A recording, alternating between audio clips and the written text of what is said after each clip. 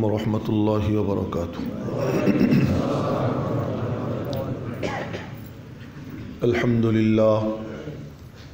अल्हम्दुलिल्लाह नहमदुहु व नस्तईनुहु व नस्तगफिरुहु व नु'मिनु बिही व नतवक्कलु अलैहि व नऊज़ु बिल्लाहि मिन शुरूरि अनफुसिना व मिन सय्यिआति अअमालिना। मन यहदिहिल्लाहु फला मुदिल्ल लहु व मन युद्लिल्हु फला हादिय लहु।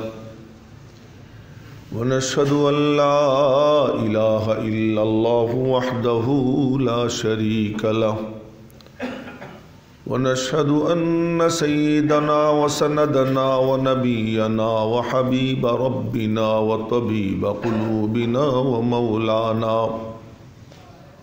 मौलाना मुहम्मदन अब्दुहु व रसूलुहु सल्लल्लाहु तआला अलैहि व अला आलिहि व सहबिहि व बारक व सल्लम तस्लीमन कसीरन कसीरा। अम्मा बाद फ़अऊज़ु बिल्लाहि मिनश शैतानिर रजीम। बिस्मिल्लाहिर्रहमानिर्रहीम। वमा खलक़तुल जिन्न वल इंसा इल्ला लियअबुदून मा उरीदु मिनहुम मिर रिज़्क़िन वमा उरीदु अन युतइमून। इन्नल्लाह हुवर रज़्ज़ाक़ु ज़ुल क़ुव्वतिल मतीन। फ़इन्न लिल्लज़ीन ज़लमू ज़नूबन मिस्ल ज़नूबि अस्हाबिहिम फ़ला यस्तअजिलून।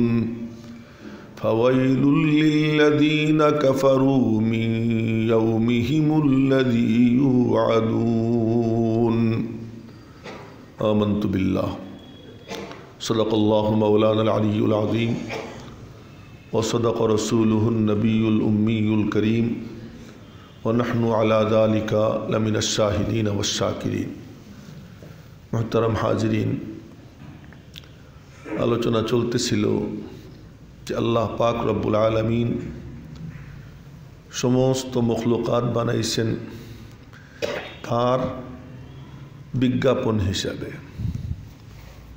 সব কিছুই আল্লাহ পাকের পক্ষ থেকে জানান দেয় যে একজন সত্তা আছেন,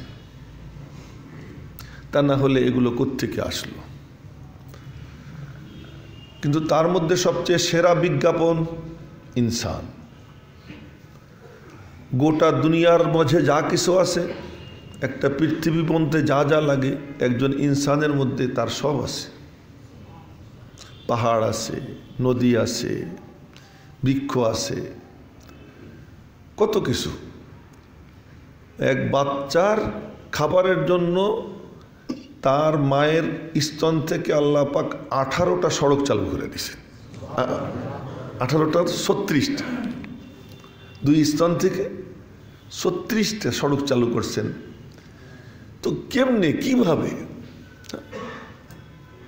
যে শরীরের একখানে দেখা যায় পশম আর একখানে পশম নেই না, এর মধ্যে সমানে সব কিছু কি লাইন করে দেওয়া,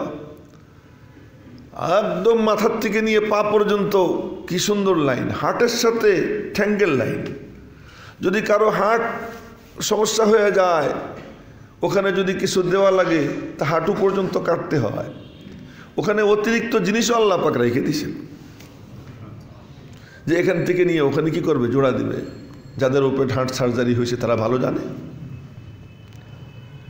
এক ইনসান, এই ইনসানকে আল্লাহ পাক বলেন যে সব কিছু তোদের জন্য, তোরা আমার জন্য, সব কিছু তোদের জন্য। وسخر لكم ما في السماوات وما في الأرض جميعا। আসমান ও জমিনের সব কিছু মুসাক্খার, কিন্তু মনে রাখবা তোমার জন্য আল্লাহ অনুগত বানাই দিছেন, কিন্তু চলবে আল্লাহর হুকুমে। অনুগত তোমার, কিন্তু গাইডলাইন কার? এই জন্য সূর্য চন্দ্রের চলার ক্ষেত্রে কোনো বাধার সৃষ্টি করবে? সূর্য চাঁদের রাস্তায় কোনো ব্লক করবে? আল্লাহ পাক বলেন না না না, লাশ-শামসু ইয়ামবাগি লাহা আন তুদরিকাল কামার ওয়ালাল লাইলু সাবিকুন নাহার। সূর্যের সামর্থ্য নাই যে চাঁদের জায়গায় যায়। আবার ওয়ালাল লাইলু সাবিকুন নাহার, এদিকে আবার সূর্য চলতেছে, সূর্যের চলার টাইম সকাল 6টা থেকে নিয়ে না 6:30 থেকে নিয়ে 6:35 থেকে নিয়ে সন্ধ্যা কয়টা পর্যন্ত? 5:56 পর্যন্ত। কথার কথা। চাঁদ বলবে না, আজকে আমি তোর আগে উঠে যাব, তোরে আমি 10 মিনিট ঠাকাই রাখবো। আল্লাহ পাক বলেন না, ওয়ালাল লাইলু সাবিকুন নাহার, যে রাত এই দিনকে ঠেকাই রেখা সে আগে চলে আসবে, না এই সামর্থ্য নাই। কি করে তারা? কুল্লুম ফি ফালাকিন ইয়াসবাহুন, এই চন্দ্র সূর্য সব আপন আপন কক্ষপথে আল্লাহ পাকের ইবাদতে ব্যস্ত আছে। আল্লাহ পাক হুকুম করছেন এইভাবে চলো, সে সেইভাবে কি করতেছে? চলতেছে। এই কুল মখলুক আল্লাহ পাক বানাইছেন মানুষের জন্য। আজ পর্যন্ত সূর্য তার উদয় অস্ত এক্ষেত্রে আজ পর্যন্ত কোনো ব্যত্যয় ঘটেনি, সেইভাবে চলছে। আমরা নাফরমানি করি, কিন্তু সূর্য আমাদেরকে আলো দিয়েই যায়। আমরা নাফরমানি করি, কিন্তু আল্লাহ পাকের সব মখলুক, যদি নাফরমানির কারণে গরু যদি কথা না শুনতো, কৃষক হাল চাষ করতে পারতো? সামর্থ্য আছে কৃষকের যে 2টা গরুর এসে লাঙ্গল ধইরা থায় বায় ডাইনে বামে বলবে আর ও চলবে? এই সামর্থ্য ছিল না, কিন্তু আল্লাহ পাক অনুগত বানাই দিছে, অনুগত বানাই দিছে। বনি আদম সে গাভীর দুধ দহন করতে থাকে, আর ওদিকে বাছুর সে হাম্বা হাম্বা করে, মা আমার খিদে লাগছে। গাভী তখন আওয়াজ দেয়, বলে এই চুপ কর, বনি আদমের জন্য আল্লাহ আমারে বানাইছে, ও নিয়ে যা থাকবে তাই তুই খাবি, ও নেওয়ার পরে যা থাকবে তাই তুই খাবি। এমনভাবে কুল মখলুককে আল্লাহ পাক মুসাক্খার করে দিছেন আমার আপনার জন্য। বিশাল ঘোড়া, কত বড় ঘোড়া, বাপরে বাপ! রাজারবাগের একটা ঘোড়া কত বিশাল, ওই এক লাথি মারলে ওই ঘোড়ার আরোহী, ঘোড়ার চালক, ওর কোনো অস্তিত্ব থাকবে? কোনো অস্তিত্ব থাকবে না। কিন্তু সেই ঘোড়ার একটা ছোট্ট বাচ্চা চালাই নিয়ে যেতেছে, যেদিকে যাইতে বলতেছে সেদিকেই যাচ্ছে। একটু তরিকা জানা লাগে, কেমনে চালাইতে হয় তার তরিকা জানা লাগে, আর কিচ্ছু না। আমার এক ঘটনা মনে পড়ে গেল। আমার নিজের একবার একটা ঘোড়া রাস্তায় পড়লো, রাত্র প্রায় 1:45-2টা বাজে এমন টাইমে। আমার সাথে আমার এক বন্ধু, বড় আলেম, উনিও ছিলেন। টাঙ্গাইলের ভিতর থেকে আসতেছিলাম এক জায়গার থেকে, রাত্রে মাহফিল শেষ করে। রাস্তা চিপা, ঘোড়া দাঁড়ানো আড়াআড়ি, কোনো অবস্থাতেই গাড়ি পার হওয়া সম্ভব না। আবার ঘোড়ার সামনেও 2 পা বাধা, পিছনের 2 পাও বাধা। তো এই এক আজীব অবস্থা, গভীর রাত। তো এখন ড্রাইভার তো গাড়ি থামাই দিছে। তো আমি গাড়ির গ্লাস খুলে বললাম কি, এই তুই দাঁড়াই রইছিস কেন, আমরা রাস্তা পার হব, সর। এমনি সাদামাটাভাবে বলছি। সে সুন্দর করে বড় বড় 2 চোখ করে আমার দিকে তাকাইল, মাথা ঘাড় ঘুরে আমার দিকে তাকাইছে। তাকাইয়া সে একটা লাফ দিল। তো একটা লাফ দিল, কিন্তু স্পেস হয়েছে, কিন্তু বের হওয়ার মতো হয়নি। তাই আমি বললাম যে আর একটু সর। মানে ওই দৃশ্য আমার সবসময় চোখের সামনে ভাসে। আর একটু সর, রাত্রে বাজে মানে 1:45-2টা, এই গভীর রাত, আর একটু সর। তো আর একটা লাফ দিল, স্পেস হয়ে গেল, চলে আসলাম। এখন আমার ড্রাইভার বলে, হুজুর এটা ঘোড়া না, এটা আল্লাহর কুদরত। ড্রাইভার বলতেছে। আর তখন ভাড়ার গাড়ি ছিল, বহু বছর আগের কথা বলতেছি, প্রায় 23-24 বছর আগের কথা। তো ড্রাইভার বলতেছে হুজুর ঘোড়া না আল্লাহর কুদরত। আর আমার ওই দোস্ত উনি বলতেছেন, আমার ক্লাস ফ্রেন্ড, উনি বলতেছেন না এটা ঘোড়া। কিন্তু উনি যে ভয় পাইছে এটা আমি বুঝতে পারিনি। তো পরের দিন জানতে পারলাম যে ওনার 100-র উপরে জ্বর। এরপরে বুঝলাম ঘোড়া দেখে ভয় পাইছে। তো সেই ঘোড়া যদিও ওখান থেকে না নড়ত, ওই রাত্রে গাড়ি নিয়ে আসা আমাদের পক্ষে সম্ভব ছিল না। ওই গভীর জঙ্গল, দুই পাশে জঙ্গল, মাঝখানে ছোট্ট রাস্তা। তো মনে মনে বললাম ওয়াসাখখারা লাকুম মা ফিস সামাওয়াতি ওয়া মা ফিল আরদি জামিআ। আল্লাহ পাক আসমান ও জমিনের যা কিছু আছে সব কিছুকে আল্লাহ পাক বনি আদমের জন্য মুসাখখার বানিয়ে দিয়েছেন। মুসাখখার, অনুগত দাস, এমনি কাজ করে যাবে কোনো বিনিময় ছাড়া। আল্লাহ পাক এগুলো নিয়োগ করে দিয়েছেন। এই সব দিয়া রব্বুল আলামিন বলেন যে আমি তোদের জন্য কি কি দিছি দেখতো। আসমান থেকে পানি বর্ষণ করি, যদি আমি পানি বর্ষণ না করি কি করবি?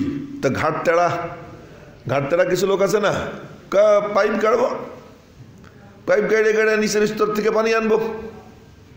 রব্বুল আলামিন বলেন এই জানিস পানি আমি বর্ষণ করি, আমি বর্ষণ করে আমি আল্লাহ পানিকে স্টক করি, আমি স্টক করে এরপরে ওই স্টক যখন আমি করতে পারি ওইটাকে টাইনেও তো আমি নিবার পারি। قل أرأيتم إن أصبح ماؤكم غورا فمن يأتيكم بماء معين। 1000 কিউসেক পানি যদি বালুর ঢিবির মধ্যে আপনারা ছাইড়া দেন, এরপরে আপনারা হাজার হাজার ইঞ্জিনিয়ার মিলা ওই বালুর ভিতর থেকে ওই পানিটা এনে বের করতে পারবেন? সম্ভব? একবার পানি মাটিতে পড়ে গেল, মানে এই পানিটা এনে আনবো। একবার একখানে পরীক্ষা খনন করতেছে, তো পানি পায় না, তো এক কর্মী হেলান দিয়ে রয়েছে, চিৎকার দিয়ে উঠছে বাঁচাও বাঁচাও বাঁচাও। কি এখানে আওয়াজ আসতেছে, গড় গড় গড় আওয়াজ আসতেছে। গড় গড় আওয়াজ আসতেছে, কিসের আওয়াজ আসতেছে?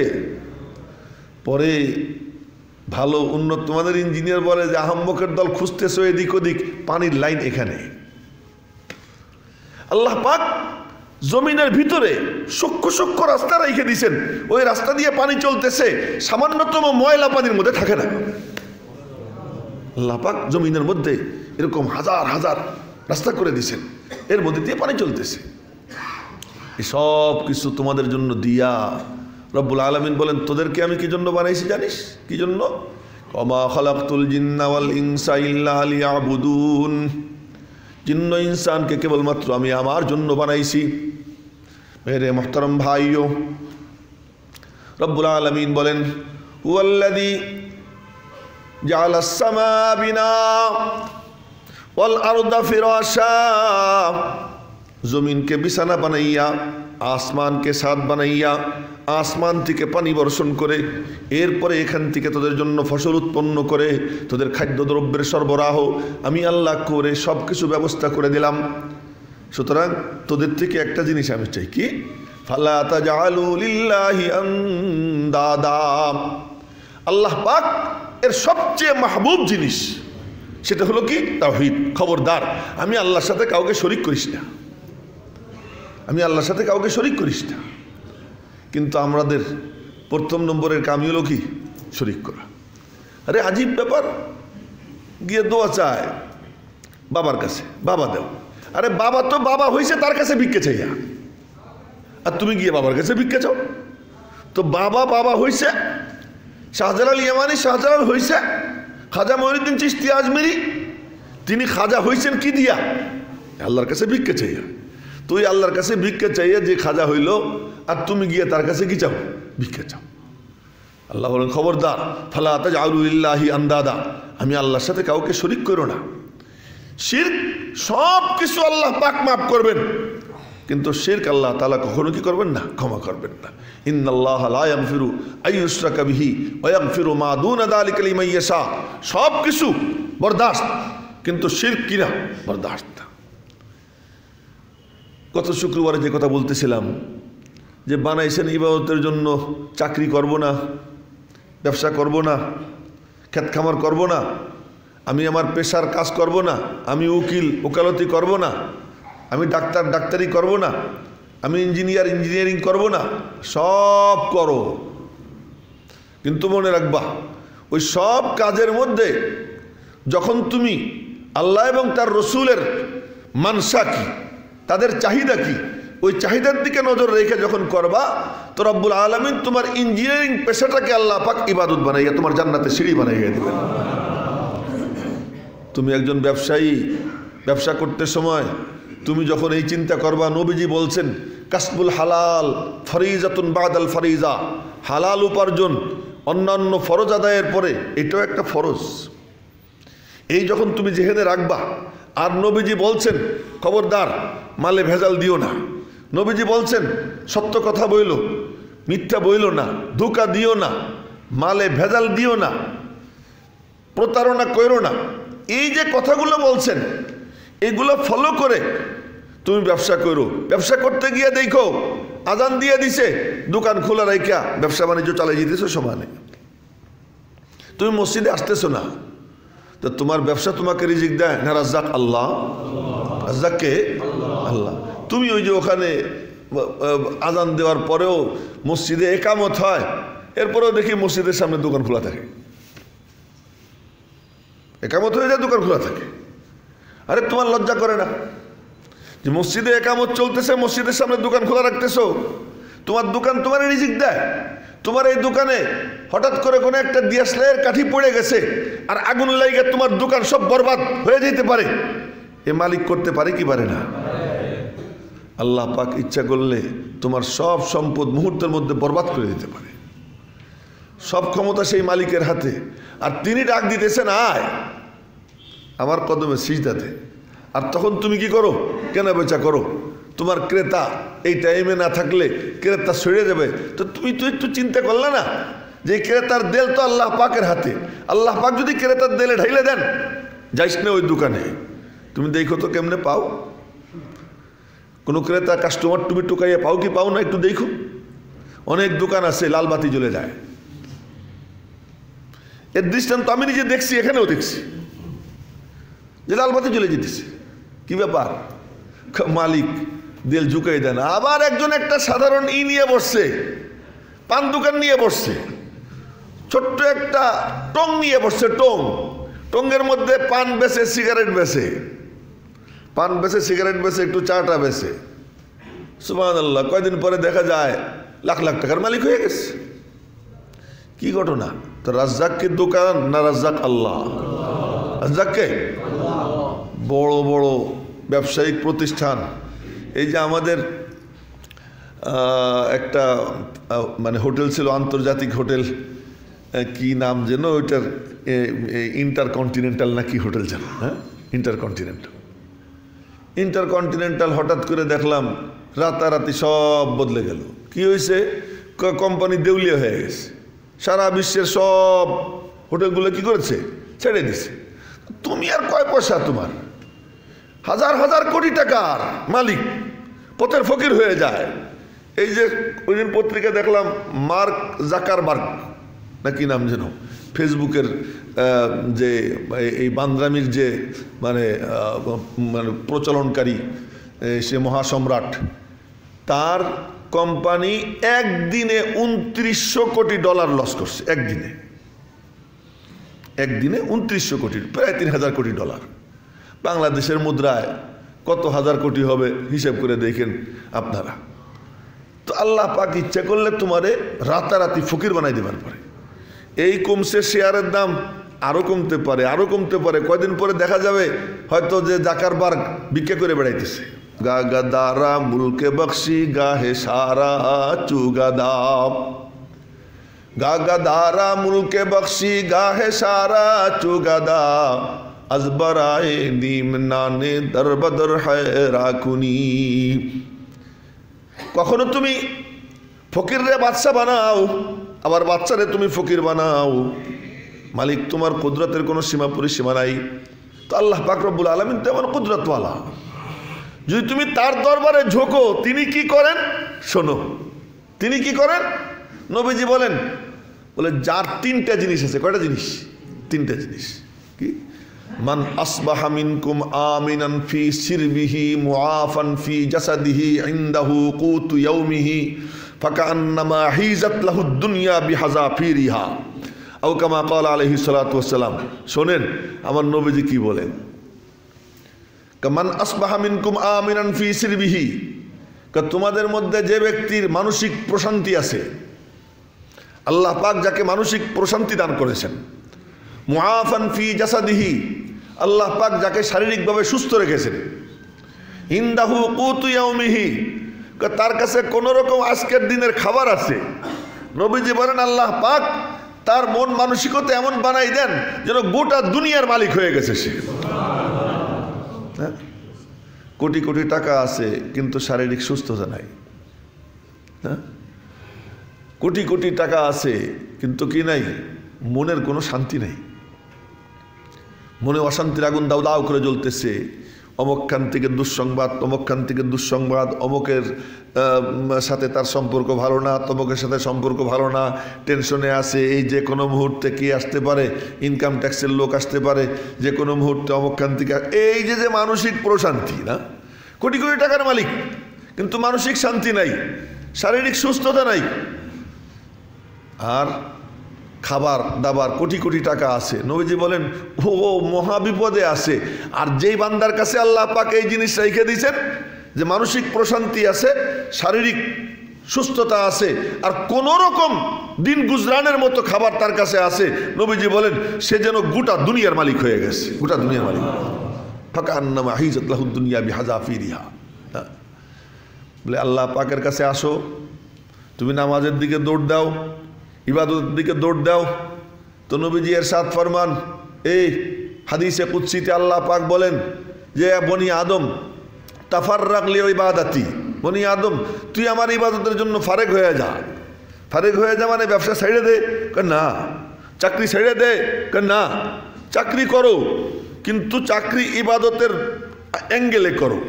ব্যবসা করো ইবাদতের ধাঁচে কি করো? ব্যবসা করো।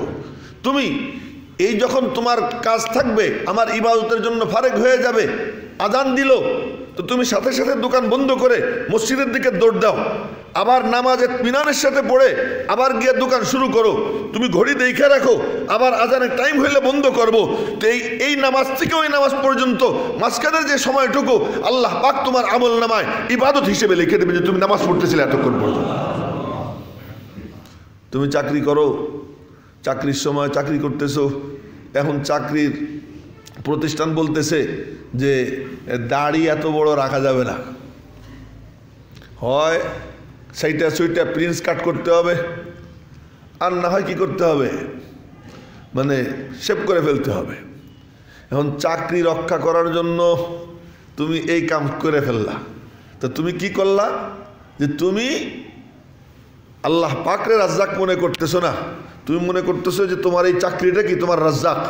তুমি যদি এই সিদ্ধান্ত নিতা যে আমার নবীজির সুন্নত এই আদর্শকে তুই কাটতে বলিস, আমি তোর চাকরিকে লাথি মারলাম, এই লাথি মেরে যখন তুমি আল্লাহর দিকে দৌড় দিবা আল্লাহ পাক তার খাজানার দরওয়াজা তোমার জন্য উন্মুক্ত করে দেবে, আর ওখানে তো তুমি বেইজ্জত হবা। যখন কেউ সিদ্ধান্ত নেয় যে আমি হারাম খাবো না, আমি হালালের উপর চলবো, আর এই সিদ্ধান্ত নিয়ে যদি কিছুদিন অভুক্ত থাকে, না খেয়ে থাকে, তখন আল্লাহ কি করে? আপনাদেরকে কাহিনী শুনেছিলাম, বদরি সাহাবী বদর যুদ্ধে অংশগ্রহণ করেছিলেন হযরত খুবাইব রাদিয়াল্লাহু তাআলা আনহু। তো ওনারে বন্দি করার পরে ওনারে খাবার দেয় শুয়োরের গোশত আর মদ। তো শুকরের গোশত আর মদ এই এক সাহাবী রসুল বদরি সাহাবী, উনি খাবেন, ওনার কাছে দিতেছে, উনি ওটা দেখতেছেন কিন্তু ধরেন না, চোখের পানি ঝরে।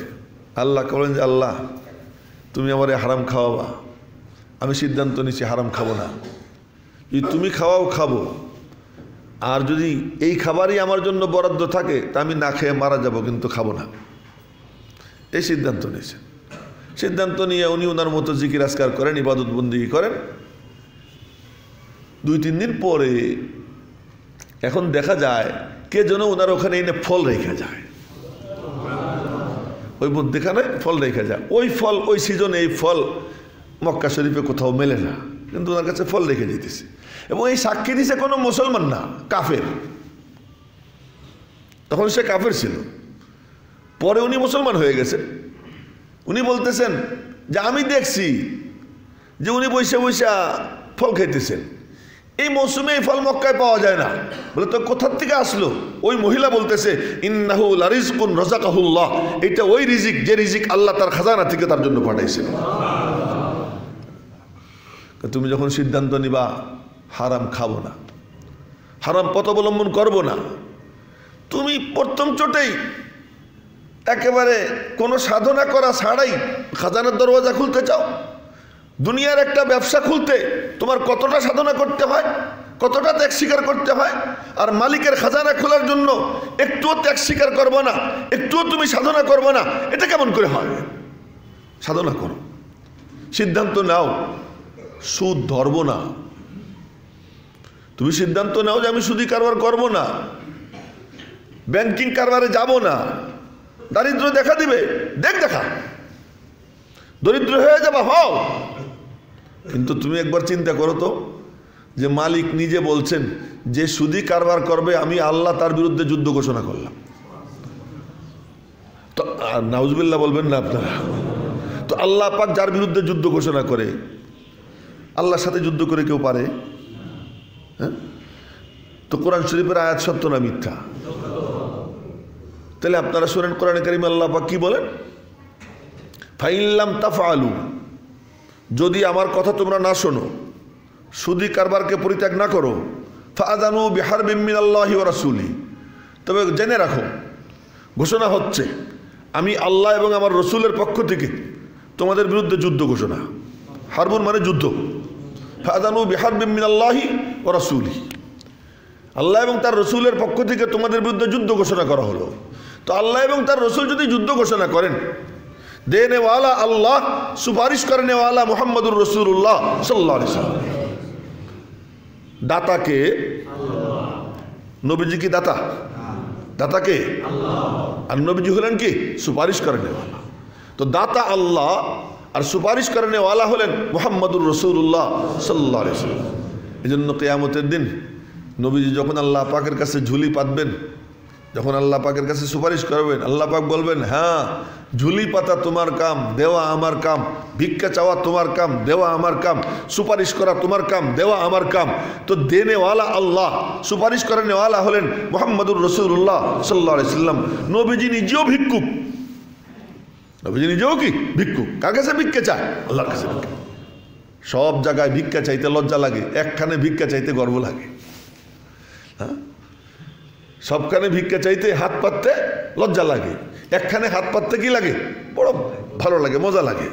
কেউ যদি ওইরকম হাত পাইতে ভিক্ষা চাইতে থাকে আর দূর থেকে মানুষ দেখে যে 2 হাত পাইতা মালিকের কাছে ভিক্ষা চাইতেছে, তার আজমত, তার ভক্তি শ্রদ্ধা তার দিলের মধ্যে বসে যায়। আর যদি দুনিয়ার কারো কাছে হাত পাতে, এটা দেখলে তার প্রতি মানুষের ঘৃণা জন্ম নেয় যে কত নিচু, আর একজনের কাছে গিয়ে কি করতেছে? হাত পাততেছে। তো আমার নবীজি ভিক্ষা চাইতেন, এজন্য নিজে বলেন যে আমি সবচেয়ে বড় গোলাম। নবীজি বলেন আমি সবচেয়ে কি বড় গোলাম। ওয়াশহাদু আন্না মুহাম্মাদান আবদুহু, আমি সাক্ষ্য দিচ্ছি আমি মুহাম্মদ তার গোলাম, তার বান্দা। নবীজি আল্লাহ পাকের কাছে কি ভিক্ষা চান। তো বলতেছিলাম যে যেই সুপারিশ করেনেওয়ালা তিনি আর দেনেওয়ালা দাতা তিনি, তাদের পক্ষ থেকে যুদ্ধ ঘোষণা, তো যাবো কোথায়? উপায় কি? আপনারা বলেন যে হুজুর এই যে দোয়া করি, দোয়া কবুল হয় না। আমিও দোয়া করি, দোয়া কবুল হয় না। আমরা সবাই মিলে দোয়া করি, কত দোয়া করি, কয়টা দোয়া কবুল হয়? খোঁজ নিয়ে দেখেন কয়টা দোয়া কবুল হয়। কেন কবুল হয় না?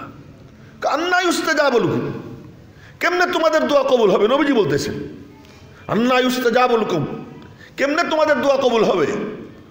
অমাতআমুহু হারামুন অমাশরাবুহু হারামুন অকদ গুজিয়া বিল হারাম, তোমার খাবার হারাম, তোমার পানীয় হারাম এবং তোমার হৃষ্টপুষ্ট হওয়া পুরোটা হারাম, তোমার পোশাক হারাম। আমি ইমাম সাহেব বলতে পারি না যে আমার পাঞ্জাবিটা সুদমুক্ত। আমি সত্য কথা বলতেছি, আমার এই পাঞ্জাবিটা সুদমুক্ত আমি বলতে পারি না। কেন? মসজিদ থেকে আমারে আপনারা বেতন দেন, ওয়াজ মাহফিল থেকে আমাকে হাদিয়া দেয়। ওয়াজ মাহফিলে মানুষের কাছে কি করে? চাঁদা তুলে। চাঁদা তুলে ওই টাকা কি করে? একত্রিত করে, সেখান থেকে আমাদেরকে দেয়। তো ওই যে যারা চাঁদা দিচ্ছে তার মধ্যে কয়জন সুদি কারবার করেনওয়ালা আমি জানি। এই মসজিদে যারা মাসিক চাঁদা দিচ্ছেন কয়জন সুদি কারবার করেন আমি জানি? আমি তো জানি না। আমি তো মাশাআল্লাহ বেতন নিতেছি, আমি আমার কাপড় চোপড় পরতেছি, যদি এর মধ্যে সুদ থেকে থাকে আমার কিচ্ছু করার নেই, আমি জানি না। আজ সুদ মুক্ত যে কোন লোকটা আছে, এই যে মসজিদের যে টাইলস লাগানো হয়েছে, এই যে মসজিদের কারুকার্য যা দেখা যায়, যারা আপনারা চাঁদা দিছেন, আমি আপনাদেরকে দোষারোপ করতেছি না, কিন্তু যারা দিছেন নিজেদেরকে জিজ্ঞাসা করে দেখেন যে আপনার ব্যবসা কেমন, আপনার ইনকাম কেমন, আপনি যে বাড়ি ভাড়া পাচ্ছেন ওই বাড়ি করছেন কি দিয়া, হাউস বিল্ডিংয়ের লোন নিছেন কি নেন নাই, নিজেকে জিজ্ঞাসা করে দেখেন। এখনো পর্যন্ত সেই ঋণ শোধ করতেছেন, সব নিয়ে টিয়া আর নিব না সিদ্ধান্ত নিছি, কিন্তু নিয়ে তো ফেলাইছো। ওই বাড়ির ফাউন্ডেশন রাখছো তো সুদ দিয়া। এখন এখান থেকে যত ইনকাম, সব ইনকাম কি হইতেছে? সুদ হইতেছে। তো এক বালতি দুধের মধ্যে পেশাব কয়েক কেজি লাগে? বলে কয়েক কেজি পেশাব লাগে? এক ফোঁটাই তো যথেষ্ট, এক ফোঁটাই তো যথেষ্ট। আজীব এক খেলা না? আল্লাহ পাকের দেখো, হালাল 100% হালাল হইতে হয়, আর হারাম 1%ও যদি হয় হারাম। ভালো মন্দ যখন মিশে যায় তো মন্দ কি হয়ে যায়? প্রাধান্য পেয়ে যায়। ভালো 100% ভালো হইলে পরে কি ভালো, এতটুকু ভালো এতটুকু খারাপ? কয় না না না, ইয়া আইয়ুহাল্লাযীনা আমানু দুখুলু ফিস-সিলমি কাফা, ওই ইমানদার বান্দারা ইসলামে পরিপূর্ণরূপে ঢোকো। হ্যাঁ, নামাজের ক্ষেত্রে ইসলাম আছে, নবীজির তরিকায় তোমার নামাজ হয়, কোনো সন্দেহ নাই। পোশাক পরার ক্ষেত্রে নবীজির তরিকা আছে, ঠিক আছে, কিন্তু যখনই তুমি ব্যবসায় যাও, এখন আর নবীজি চলে না, এখন আর নবীজিকে নিয়ে চলা যায় না। কেন? ব্যবসা বাণিজ্য আধুনিক যুগের সঙ্গে তাল মিলিয়ে না করলে ব্যবসা করা যায় না। ও মুসলমান, আফাতুমিনুনা বিবাদিল কিতাব ওয়া তাকফুরুনা বিবাদ। আল্লাহর বান্দা, তুমি আল্লাহর কিতাবের কিছু মানো কিছু মানো না, তোমার মন মতো যতটুকু ভালো লাগে অতটুকু মানো। যেটুকু করতে গেলে তোমার ব্যবসার ক্ষতি হয়ে যায়, বলে ওখানে আল্লাহর কিতাব আর মানা যাবে না। আর যেটা মানতে গেলে ব্যবসার কোনো ক্ষতি হয় না ওখানে মানবো, চাকরির কোনো ক্ষতি হয় না ওখানে মানবো। আল্লাহ পাক ধমক দিচ্ছেন, আফাতুমিনুনা বিবাদিল কিতাব ওয়া তাকফুরুনা বিবাদ, কিতাবের কিছু মানবা কিছু মানবা না, এ তো হয় না। ফামা জাযাউ মান ইয়াফআলু যালিকা মিনকুম ইল্লা খিজিয়ুন ফিল হায়াতিদ দুনিয়া। এই কাম যারা করবে তাদের বিনিময়ে কি জানো? দুনিয়াতে লাঞ্ছনা আর আখেরাতে কঠিন শাস্তি। দুনিয়ার লাঞ্ছনা, আজ দেখেন একটা কুকুর মরলেও, মনে কষ্ট নিয়েন না, একটা কুকুর মরলেও তার জন্য কান্নার লোক আছে, কিন্তু মুসলমানদেরকে কুকুরের থেকেও জঘন্যভাবে যখন মারা হয়, এই মুসলমানদের জন্য কান্নার কোনো লোক নাই, আন্তর্জাতিক কোনো ফোরাম নাই, মুসলমানদের কথার কোনো ভ্যালু নাই। 250 কোটি মুসলমান, এই 250 কোটি মুসলমানের মর্জি কি এর দিকে একটুও তোয়াক্কা করে না, যা মনে চায় তাই সিদ্ধান্ত নিয়ে নেয়, কোনো দাম নাই মুসলমানদের। আল্লাহ পাক বলেন, ইল্লা খিজিয়ুন ফিল হায়াতিদ দুনিয়া, দুনিয়ার মধ্যে তোদের কপালে লাঞ্ছনা। वो ज़माना मुअज़्ज़ज़ थे हम हामिले कुरआन होकर, अब हम खारो ज़लील है तारिके कुरआन बनकर। আল্লামা ইকবাল মরহুম বলেন, ওই জামানায় আমরা সম্মানী ছিলাম, কোরআনকে বহন কইরা, কোরআনকে সিনায় ধারণ করে, কোরআনের উপর আমল করে। আর আজ আমরা সারা দুনিয়ায় লাঞ্ছিত। বলে কি কারণ? বলে তারেকে কোরআন বানকার, কোরআনে করিম ছাইড়া দিয়া, তো কোরআন আমাদের শুধুমাত্র তিলাওয়াতের জন্য কোরআন না, শুধু তিলাওয়াতের জন্য কোরআন না, না, না। কোরআন কিসের জন্য? আমলের জন্য। মেরে মোহতারাম ভাইও, তো যে কথা বলতেছিলাম যে আল্লাহ পাক ইনসানকে বানাইছেন কেবলমাত্র কি জন্য? ইবাদতের জন্য। সেই ইবাদতের এক মহা ইবাদত আসতেছে সামনে। রজব মাস চলতেছে, রজব, শাবান, এরপরেই কি রমাদান। যখন রজব মাস আসতো জনাবে মুহাম্মদুর রাসূলুল্লাহ সাল্লাল্লাহু আলাইহি সাল্লাম দোয়া করা শুরু করতেন, আল্লাহুম্মা বারিক লানা ফি রজব ওয়া শাবান ওয়া বাল্লিগনা রমাদান। মেরে মুহতারাম ভাইও, যে ইবাদতের ফিরিস্তি, যেটা ইসলামের বুনিয়াদ, যে 5 জিনিসের উপর, তার মধ্যে ফাউন্ডেশন হলো ঈমান। ঈমানের ফাউন্ডেশন যদি না থাকে তাহলে কোনো আমল ফাউন্ডেশন ছাড়া আমল না। এজন্য যার ঈমান নাই তার কোনো আমল কি হয় না, কাউন্ট হয় না। যেমন ফাউন্ডেশন ছাড়া যদি দেয়াল গাঁথে, ওই দেয়াল থাকে না, পড়ে যায়, ছাদ দেওয়া সম্ভবই না যদি কি ফাউন্ডেশন না থাকে, পিলার না থাকে। তাই জন্য প্রথম তো হলো ঈমান। কিন্তু ঈমান কি দেখা যায়? কথা বললেন, ঈমান দেখা যায়? দেখা যায় না। 2 নম্বর কি? বুনিয়াল ইসলামু আলা খামস, শাহাদাতু আল্লা ইলাহা ইল্লাল্লাহ ওয়া আন্না মুহাম্মাদার রাসূলুল্লাহ ওয়া ইকামুস সালাহ ওয়া ইতাউজ যাকাহ ওয়াল হজ ওয়া সাওমু রমাদান। নামাজের কথা পরে বলি। যাকাত বছরে কি 8-10 দিন দেয় না একদিন দেয়? কয়দিন দেয়? একদিন। যাকাত দিয়ে কেউ লিখে রাখে যে আমি যাকাত দিছি, এই যে আমি যাকাত দাতা, এমন কোনো সিলটিল লাগানো থাকে নাকি? সিলটিল লাগানো থাকে না। যাকাত দিছে দিছে শেষ, ওইটা তার সাথে সাইনবোর্ড হিসেবে থাকে না। হজ বছরে বছরে না জীবনে একবার? ফরজ। ফরজটা কি জীবনে একবার, যদি সামর্থ্য থাকে। তো হজ করার পরে এটি কি গায়ে লটকে থাকে নাকি হাদিস? হ্যাঁ, লটকে থাকে না। মানুষে যদি মেহরবানি করে বলে হাজি সাহেব, সেটা ভিন্ন কথা, কিন্তু গায়ে কি থাকে না, লটকে থাকে না। জনসমক্ষে যদি পরিচিত জনরা হাজি সাহেবকে একটা ডাক দেয়, সবাই বোঝে যে হ্যাঁ উনি কি করছেন, হজ করছেন। আবার অনেকে হজ ছাড়াও হাজি সাহেব হয়ে যায়। অনেকে আছে হজ করা ছাড়াও কি হয়, হাজি সাহেব। এমনি মানুষ কাউকে হাজি সাহেব বলে কি করে ডাকে, এমন আছে। মসজিদে বসে বাম হাত দিয়ে খাওয়া না পানি, ডান হাত দিয়ে খাইতে হবে। হ্যাঁ, বাম হাত দিয়ে খবরদার খবরদার কখনো এই কাম কেউ করবো না। না, বাম হাত দিয়ে খাওয়াটা নবীজি বলছেন ইন্নামা ইয়াকুলুশ শাইতানু বিশিমালিহি, যে বাম হাত দিয়ে খায় সে শয়তান, নবীজি বলছেন। এবং একবার একজন বাম হাত দিয়ে খাচ্ছিল, নবীজি বললেন যে ডান হাত দিয়ে খাও, কয় পারি না। নবীজি বললেন পারবা না, আর জীবনে পারে নাই সে ডান হাত উঁচু করতে, আর জীবনে ডান হাত উঁচু করতে পারেন নাই। জি,